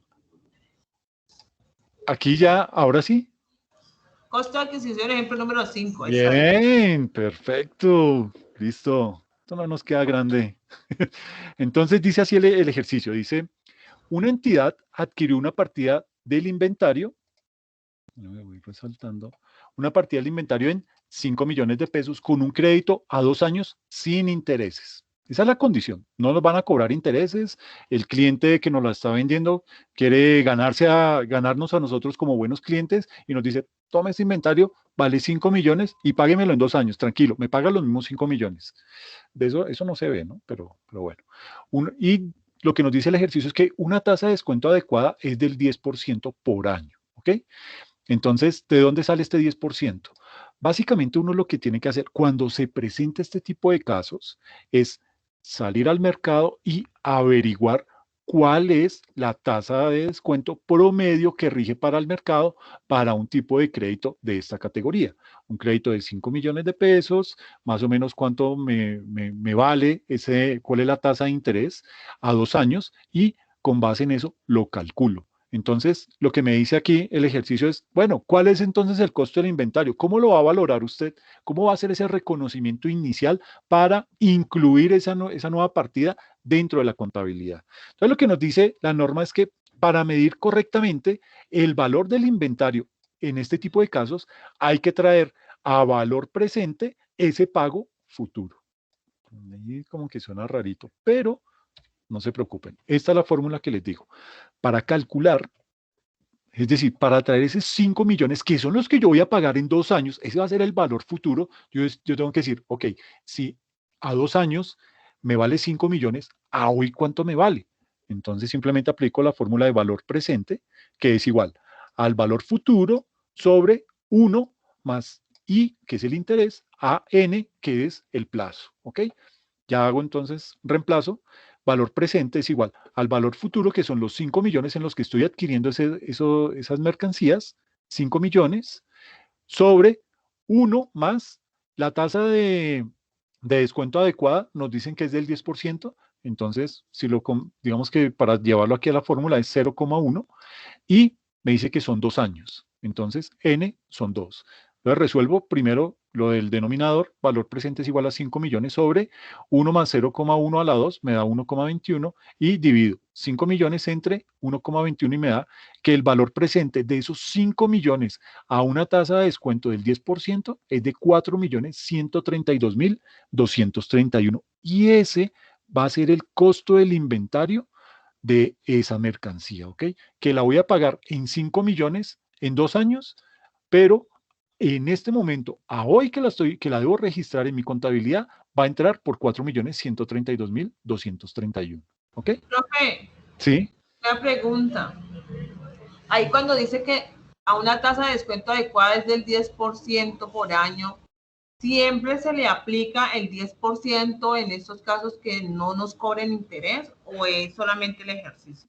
No, esto es solamente el ejercicio, vuelvo y digo, para calcular ese 10%, uno lo que hace es que sale al mercado, y salir al mercado es, por ejemplo, entrar al Banco de la República y mirar cuál es la tasa de un crédito, cuál sería la tasa de interés de un crédito de 5 millones a 2 años. Entonces ahí uno va a encontrar que el promedio es el 12% efectivo anual, van a salir varias tasas, entonces uno debe tomar cuál es la que más le conviene y con base en esa es que va a hacer el cálculo y va a hacer el reemplazo acá en la fórmula para poder calcular ese valor presente. O sea, ¿Okay? que es con base al interés que se maneja en el momento de que se presenta la situación. Exactamente, esto es un ejemplo. Simplemente aquí ya el ejercicio nos decía que la tasa de descuento adecuada era del 10%, o sea, la tasa de descuento del mercado, ese adecuado es del mercado. ¿Ok? Profe, Sí, dime. Dime. es que eso me se dijo que en este momento se ingresaría a la contabilidad 4.132.231, ¿sí? Sí. Pero como no se ha pagado, o sea, si yo tengo una factura, digamos, por 5 millones y aún no la he pagado, ¿cómo hago? No, digamos que ahí no importa el que no la hayas pagado. Recuerda que nuestra contabilidad, por norma internacional, se trabaja bajo la base de devengo. ¿Qué es la base de devengo? Es la misma base de causación que tenía la antigua contabilidad. Y es que independientemente que a mí me entreguen la mercancía o que yo haga el pago, yo ya debo registrar la transacción. ¿Ok? Las partidas que intervendrían en este momento, porque bueno, a inventarios iría esos 4.132.000, pero de caja, supongamos, no, mentiras, de caja no, de proveedor, irían los 5 millones. Entonces, esa diferencia que son los intereses que se debieran pagar, ¿en qué cuenta se llevan? No, digamos que aquí lo que debe entrar es los 4.132.000. Tú vas a valorar los inventarios a 4.132.000. Ese es el reconocimiento inicial, la medición inicial que hacemos, ¿ok? Ahora, cuando llegue el final del periodo, digamos que al final de año, cuando se cierra el periodo contable, entonces ahí yo voy a tener que hacer otra medición y ya posiblemente este valor, como fue la medición inicial, ya al final del periodo ya no lo voy a medir en 4.132.000, esto fácilmente me pudo haber subido a 4.600.000, 4.650.000, ese va a ser mi cierre de periodo a final de año y luego el siguiente año ese 4.650.000 va a ser mi valor inicial, mi medición inicial de ese inventario y al final del siguiente año ya lo voy a medir a 5 millones. ¿Okay? O sea, simplemente maneja el 50% y el 50% por año. Sí, profe, pues hasta ahí. Diferencia. Hasta ahí yo te entendería que en este momento tenemos que llevar esos 4.132.000 al inventario, a la cuenta de inventario. Sí. Pero como vamos a llevar 5 millones a proveedores, nos queda una diferencia de 867.769. ¿Esos a qué cuenta los llevaría? ¿Para ¿Eso no sería a descuentos concedidos? Creo que se llevaría la cuenta de descuentos concedidos a proveedores e inventarios. Sería así el haciendo. Sí, funcionaría. ¿Quién más tiene algún otro aporte frente al caso que plantean? Profe, esto se realiza porque estamos considerando que hay una financiación implícita, ¿cierto? Exactamente, eso es implícito. Digamos que ahí el señor nos dice, págueme en esos 5 millones a 2 años sin ningún problema. Yo no les voy a cobrar intereses a 5 años. Entonces, como digamos que ahí digamos que el hecho de pagarlo a un mediano plazo, ahí ya me implica que yo debo calcular una tasa de interés para ese tipo de crédito, ¿ok? Porque, como tú lo dices, implícitamente lleva la figura de crédito. ¿Y qué más ibas a decir? Perdóname que te interrumpí, Gerardo. Sí, bueno, en ese sentido sí me cobran intereses, pero es menor igualmente aplicaría el mismo ejemplo, ¿cierto? Pero ya no con 0.10, o sea, con 10%, sino la diferencia sería. Exactamente, sí, señor. Perfecto. Gracias, profe. No, no, señor, usted. ¿Quién más quiere aportar acerca del caso que plantearon?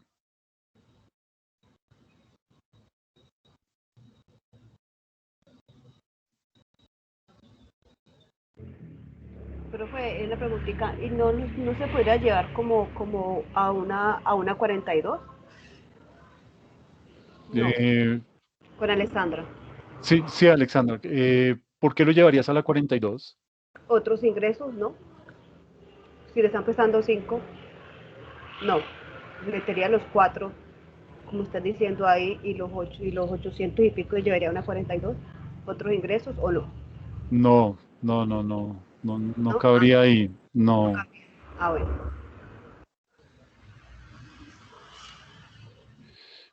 Bueno. ¿Alguien más que quiera opinar?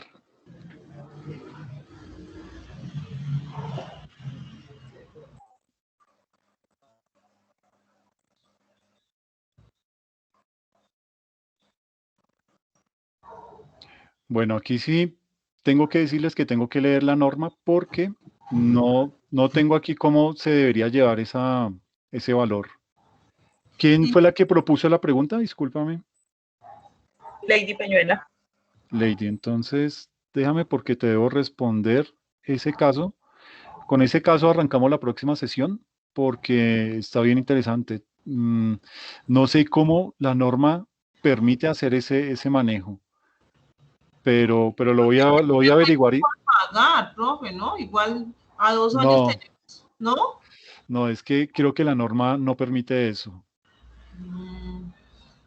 Es que aquí básicamente todo esto, digamos que lo que prima es lo que diga la normatividad, ¿sí? Sí, claro. Más que el mismo, La lógica.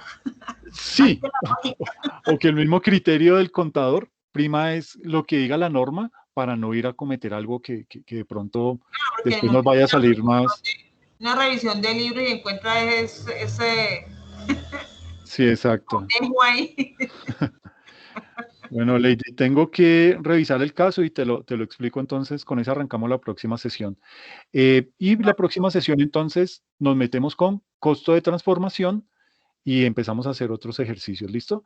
Pues apenas vamos en la mitad de inventarios.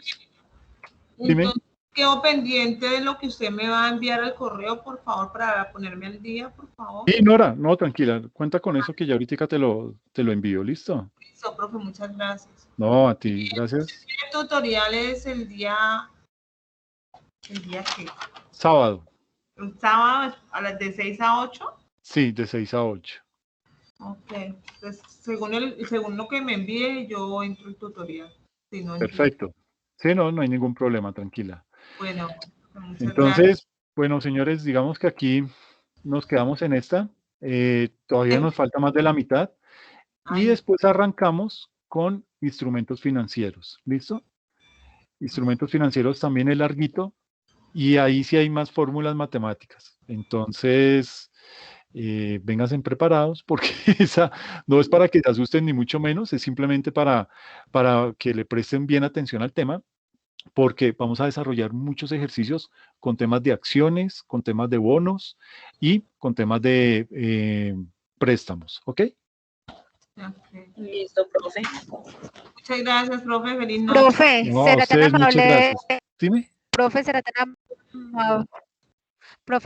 tan amable de enviar esa sección a los correos. ¿Puede ser más rato o mañana? ¿Estas diapositivas? Esta. Ok. Sí, la clase de hoy, por favor. Perfecto. Permíteme, de una vez lo hago porque no se me olvida y me quedo ahí con eso. Listo. Entonces les voy a enviar esto.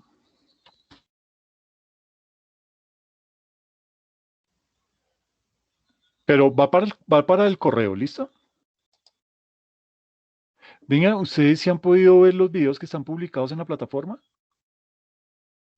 No, yo no, profe. ¿No? Lo veo yo veo Yo sí, profe. las grabaciones de la clase porque los envío al correo. Si los puedo ver. O sea, espérame, ¿tú los ves porque el video se descarga en el chat o te llega al correo? Profe, yo entro Al al correo. aula virtual y yo lo veo en el aula virtual. Ok, Alexandra, bien. ¿Y quién es la que no lo puede ver? Los videos que usted sube, Sí, los que están publicados en la plataforma. pues yo traté de entrar para ver videos como tal y no, o sea, no sé si es que es mi, no, que no, yo, el suyo yo lo escuché, pero los otros no tienen audio. No tienen audio. Uy, está peor. No, porque, o sea, sí, Profe, anteriormente yo sí. Ok, listo. Bueno, No, profe, entonces, que tampoco. Que no puedo ver los tuyos. Profe, una pregunta. dime. Cuando es que estoy revisando la plataforma y todavía no has bajado notas, ¿verdad? No, hasta el domingo. Digamos que todavía, bueno, me entregaron actividades el miércoles, estoy calificando y ya el domingo tienen las notas en Academusoft publicadas, ¿ok? Ah, o sea, ¿no se Profe, van a ver registrados en la plataforma? Porque Pues no digamos que sabemos. ahí va a aparecer, pero el sitio oficial de las notas es Academusoft, ¿ok? Por eso les digo que allá van a poder ver con total tranquilidad las notas del primer corte. Ok, profe. profe, soy Ahí, tú. profe, y en esas también sale la calificación del examen. Sí, claro. Sí, sí, sí. Bueno, profe, gracias. Ok. ¿Alguien más? Profe, pero en una pregunta. El total del parcial más el total del trabajo ¿es una sola nota o son notas diferentes? Que No, se es una sola. complementan. Exacto, se computan las dos notas, el examen vale el 50%, la actividad vale el 50% y eso nos va a dar una nota definitiva de este corte. Ah, ok. Listo, profe. Listo, bien. Profe, Entonces, feliz noche. ok, Nora, muchas gracias por la asistencia. Gracias.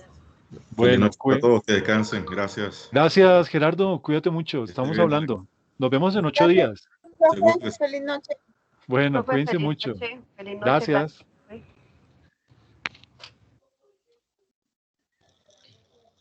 Profe, yo le iba a ¿Sí? hacer una consulta. Dime. Es que yo le he mandado correo, le he escrito al WhatsApp, le he escrito por todo lado, pero usted no me ha contestado.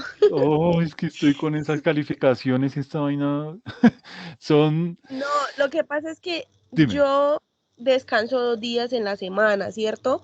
Y yo vivo en una finca, pero estuve el internet muy pesado y estuve Sí. sin internet el miércoles. Y estuve, pues, ya después hubo internet y estuve en una clase y luego cuando intenté subir el trabajo a la universidad, o sea, la plataforma no me la cargaba. Y estuve como 1 hora ahí en esa. Cuando luego, como pasaron después de las 12, no sé si es que ahora, después de que pasan las 12, automáticamente se cierra y ya no lo deja uno subir y me salía un error. Entonces yo no supe si era por mi internet o por qué era y no pude subir nada. Ok, pero ¿lo pudiste enviar al correo, el trabajo? Sí, yo incluso que le mandé a su correo, le mandé Ok, una captura de pantalla con el error que me salía y le agregué los trabajos porque fue un Word donde hice la actividad como tal y el cuadro comparativo y lo hice en un Excel. Yo se lo mandé a perfecto. usted al correo, sino que no sabía si yo dije voy a preguntarle a ver qué pasa. Espérame, lo reviso de una vez Ujú. para confirmarte que ya lo tengo. Sí, es que por lo que estoy calificando y como tengo que entregar notas ahorita el domingo, estamos del cuello con Ya. eso. Mañana es que yo saqué bajita nota en el examen, entonces mañana puedo asistir al Claro, dale, dale, mañana yo voy a estar de 5 a 8, porque hay bueno, entonces. mucha gente que le fue regular, entonces digamos que Uy, vamos a estar. sí. A mí me fue muy regular, diría yo. Yo dije, no, la Ah, única es... no, ya aquí tengo tu archivo. Problema para subir y me mandaste ahí un cuadro comparativo. ¿Es Y ese? hay un Sí. Word. ¿Le aparece el Word? Es Espérame. que primero le mandé Word y resulta que no cargué ahí mismo el Excel, entonces le mandé de nuevo un correo agregándole el Excel ahí. Ok, tengo el archivo de Excel, dice cuadro comparativo. Tengo otro archivo en Word que dice actividad 1. Ajá, sí, sino que es que como el cuadro comparativo tenía como tanta cosa, me pareció hacerlo más fácil en el Excel, entonces lo hice en Excel. Ah, sí, fresca, no hay problema por eso. No, que yo No, ahí dije, le voy a ahí está la preguntar. información. Ah, bueno, señor, listo. Ah, No te bueno, entonces preocupes por mañana, eso. si Dios quiere, nos vemos en el tutorial. Listo, listo. Pero entonces, ¿tú solamente ves NIF conmigo? Sí. Sí, señor, Ah, solamente bueno, veo NIF. perfecto. Listo, Sí, entonces señor. mañana hacemos el rescate, ¿listo? Bueno, señor, bueno, muchas gracias, Bueno, ¿oyó? a ti, cuídate Bueno, mucho, pues que te vaya muy bien. igualmente. Chao. Chao.